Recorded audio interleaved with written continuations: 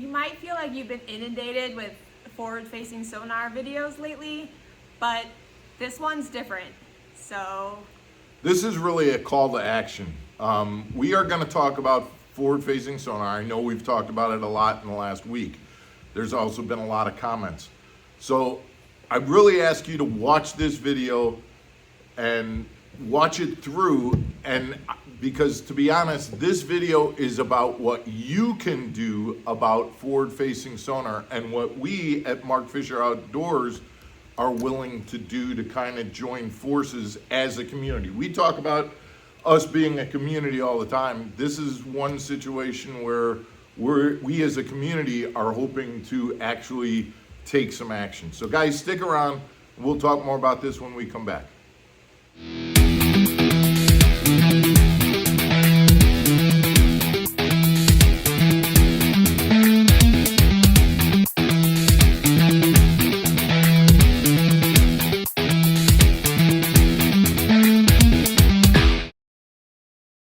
Welcome back to MFO, everybody. I'm Mark Fisher. I'm Megan Fuller. All right, so Megan, let's talk about this. And where I'm going to start at ground level because we had a viewer who asked about this last week. What is forward-facing sonar? What's the difference between forward-facing sonar and down imaging and side imaging that's traditional on that we've had forever? The real quick explanation and the best way to look at it is that forward-facing sonar is a current live video feed of what you're seeing. Down imaging, side imaging, those are still pictures. Those are images. That's like taking a photograph. Okay, there were fish here on that point as I drove by it or as I drove over it. If I'm over it in a boat, yep, there are fish underneath me. I can see that they are currently there. I can look at it.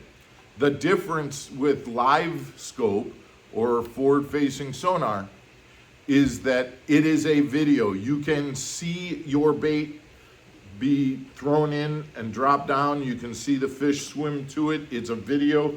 You can see the fish react to your bait. Do they swim up to it and eat it? Do they swim up to it and turn away? Are they there in the first place? How big are they?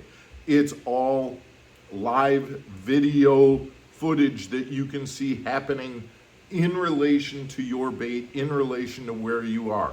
You can point the transducer and look and say the fish is 20 yards out, 10 yards down, or 10 feet down. So it's like old school Instagram versus Instagram Live. I have no idea what that is, but that's the point. What you just said is technology is growing, and it's getting to the point where I don't even know and just like that viewers, they don't even know what the technology is. But here's the thing, and I'm kind of jumping ahead a little bit. Guys, if you think that this technology isn't going to come to you on your local lake or in your local Saturday tournament, you're wrong. If it hasn't already, it's coming to you. And if you don't have it and it's allowed, you're gonna end up feeling just like I did on the Sam Rayburn tournament. If you're not using it, it's a waste of time being there because you're not gonna compete. Even if you have a good fishing day, you are not gonna be able to compete with the guys who are using live scope and being able to just pick off fish that they can see. Again, do not get me wrong. Using live scope is not like shooting fish in a barrel. I'm not saying it's easy. Right. I'm saying if you get good at it and you put in the time, you now have a very different advantage than people who are just blind casting towards the bank or towards traditional places. Okay. It teaches you a lot more. Let me give you one other real quick analogy so that we can kind of understand this. Golfing, there are golf clubs that are made that have huge driving heads. Right. They can drive the ball farther than you can with your standard regulation heads. There are golf balls that are made with different kind of cores that will go farther. That equipment is not allowed in professional tournaments because it gives professionals an unfair advantage in the tournament. And so the tournament rules restrict the use of those types of tools because they give an unfair advantage. That to me is exactly what forward-facing sonar is doing. We are golfers that are being allowed to use tools that are not within the regulation, that shouldn't be within the regulations. Yeah, So you guys are supposedly like the best of the best. You should simply only be able to use your skill set, not these devices to up your game. that is my thinking. And so, but I'm also being clear on another component. It currently is part of the rules that forward-facing sonar is allowed. I'm telling you, I'm going to be using it. Right. Not because I want to, not because I think it's good for the sport, but because if I'm going to put out my money, my sponsor's money to go and compete, I need to compete. And if they allowed metal bats in the major leagues, you can bet that every major leaguer would use an aluminum bat because it gives them a better advantage over somebody who's using a wooden bat. So if those were the current rules, they would use it. They might not agree with the rules, but they'd use it because that would increase their performance. That's where I'm at. But I'm also in a place where I'm 100% willing to voice my opinion publicly that says, I don't think this rule should be allowed in tournament fishing. I think that forward-facing sonar should not be allowed in tournament competition. Are you going to be okay if some people question your decision to still use it with voicing this opinion? I look at it from a standpoint of, I'm looking at my difference between, say, a Randy Blockett, who's an outspoken advocate for not using forward-facing sonar. He doesn't have it on his boat. He doesn't use it in tournaments. I get it, and I respect Randy for having that opinion. I have a different opinion. I look at it from a standpoint of the rule says that we can use it. I'm going to use it because I'm competing and I'm trying to compete in this tournament, and I need to use everything that I can to compete. And I know Randy has done things in the past to give him an edge as long as it's in the rules so that he can compete and have as much of an advantage over his competitors. On this, he has a moral belief that forward-facing sonar is wrong, and he's going to not use it no matter what the cost. I respect him for that. I don't share that. I do, however, share his opinion, and I think he would agree that forward-facing sonar should not be used in tournament fishing. And guys, now we got to get to the point about what can you do, because here's the thing. We have a small channel, okay? Small but growing. But my point is, and we also have a channel who, let's be honest, the demographics of the viewers who watch our channel are kind of guys that are in my age range, and mostly males, mostly 45 years and older.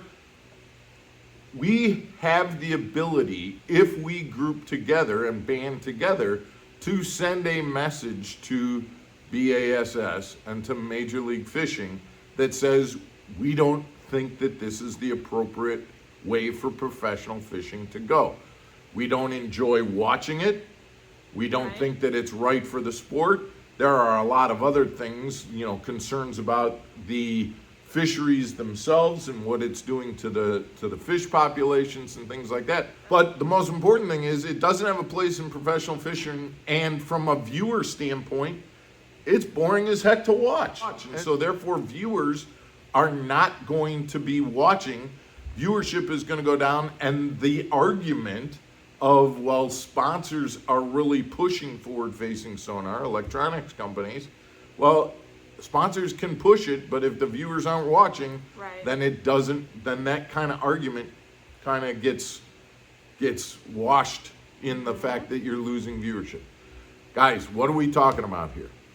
I 100%, and again, I'm old school. What I would like to do is I would like to see a letter writing campaign where people are writing letters. You write a letter to Bass, you copy it, and you send it to Major League Fishing. But I think that's kind of old school. That is old school, yeah. I think that's a lot to ask. It's a lot to ask for an individual to do. I would absolutely like to get a petition going. And I know that a petition is one that we could attach to a description of a video. We could get, it's a DocuSign kind of thing. You would do it, sign it, and it would move on, and so it would be available to everybody. It would be the kind of thing that if our channel got going with the petition, Yep. maybe that petition could get picked up by some other channels and gain some traction. I would like that to start here with Mark Fisher Outdoors. So here's what I'm suggesting is that today is Monday. What I need to know is this going to have the support of 20 guys, or is this going to have the support of hundreds of guys? Okay? And so what I'm asking for is for you to give us that feedback between today, Monday, and Friday of this week. Put your comments in. Yes, I would sign a petition. No, I wouldn't sign a petition. I think it's fine. Whatever your opinions are. Any other ideas that you might have, but we're looking at quantities of people, guys. That's what we're looking for, is what are the numbers of people that respond? How many people watch this video? How many people send a comment saying, yes, I would participate? All other suggestions, hey, Mark, I think you should try this instead.